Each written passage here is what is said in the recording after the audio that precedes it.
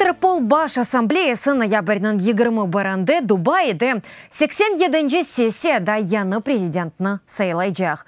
Бу халкара тәшкилиятнын вице-президенті Александр Прокопчук рейс вазифесіне эки иды эткенлерден бірісі ола.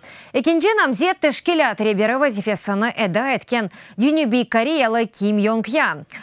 Канун коройжы фалиятнын кануни теминаты меселелерінде парламент комитетінің кетибі Антон Геращенконың сөзлеріне көре Прокопчук Русияның истихбарат хадимыдырыве. Шу себептен бу вазифеге тейленілмесі қабул этілмес. По нашим данным, Александр Прокопчук. Bizim малюматларымызға көре Александр Прокопчук Керчектенде Русия махсус хызметлерінің агентыдыр. 80-нче сенелері КГБ'де çalışқан еді. Америка Бірлешкен Девлетлерінде истихбаратчы оларақ çalışқан еді. Оның üçün bizim фікірімізде махсус хызметлерінің темсілжісі истихбарат хадимы bu халықара тешкілетінің темсілжісі olmaz.